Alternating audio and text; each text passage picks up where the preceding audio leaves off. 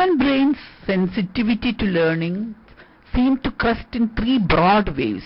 The critical periods for cortical regions devoted to vision and other senses, given in red color, open up in infancy, then close tightly. Those for language, that is the yellow color, and higher cognition, given in a purple color, they open up later but never close entirely. It goes on, it will not close. So these two, the language and the higher cognition functions, these are the things that we are concentrating in adult population. Actually, we cannot do that physiological thing, but you can we are trying to improve these things so that by increasing these abilities you are trying to increase your health.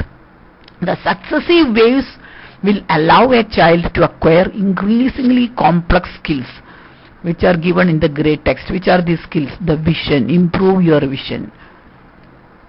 For that, symbols and ideas, and making inferences, your critical thinking, that is what you are doing now in your research, no? The hearing, your social relationships, your reading skills, your reflective thinking skills, then your touch skills, touching a patient, touching a person, the talking, how you interrelate to others, then your mathematical skills, the considered response, the shared focus, the inquiry, the thinking strategies, all these are the complex skills. The successive waves of this language and higher cognition is allowing you to develop all these things. When I developed as a child at birth, only this part, the sensory, that is the, the senses alone, and the motor and these functions alone. But later on, when the language improvement happens, when the higher cognition is improved, all these skills you develop. So it is in the adult age that you are developing all these things.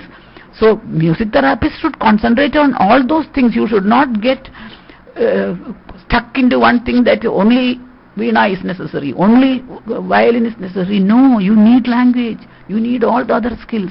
Your cognitive function is not related to only that emotional skills. Emotion and reasoning go hand in hand. This is a very important thing that you have to understand. What happens in a brain with schizophrenia? Actually, in a normal brain, the dendrites and the axon, here you can see the microtubules in a tau protein. This is the normal thing. Now this is converted in a diseased neuron. These microtubules are disintegrating, and instead of this normal protein, an amyloid protein, you need not go into the details of these things, these are very highly pathological terms. Amyloid plaques are formed so that the brain structure is disordered. So if this is a healthy brain, this is a mild Alzheimer's disease, this is severe disease.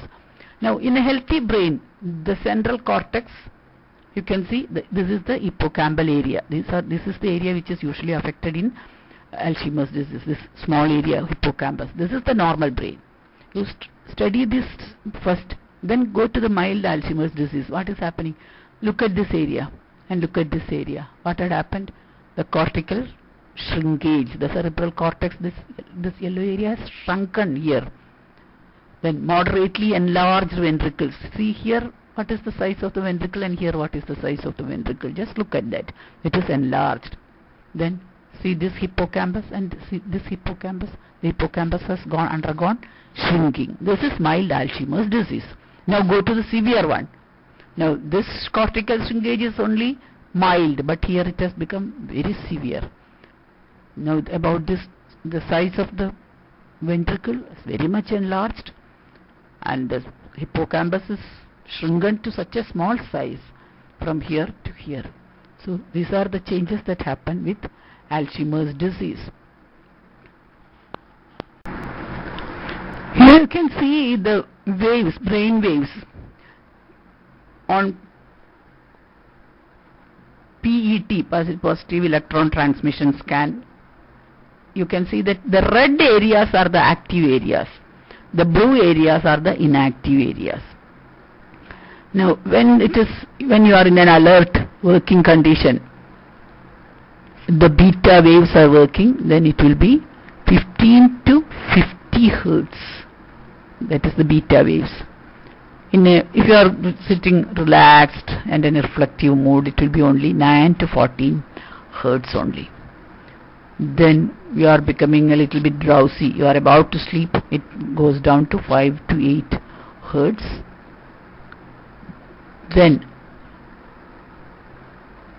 when you are in a delta, that is the dreamless deep sleep, then it becomes lesser, 2 to 3. But when you are dreaming, see, this is very important. In a dreaming REM sleep and in your alert working state sleep, what is the difference? Here it is 15 to 30, here it is 15 to 50. So you are in a dream sleep and in your Jagrad and in your Swapna avastha almost the same. So the life also is a dream. That is what our Advaita tells. The life is a dream because your brain waves are the same whether you are dreaming or you are living in this thing. So the alertness, there is a clock like this.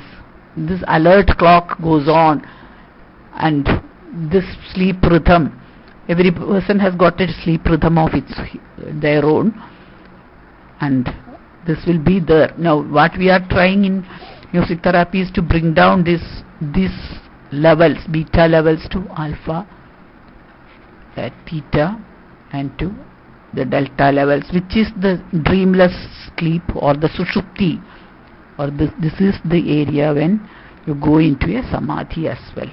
So sushupthi and samadhi are the same. Okay,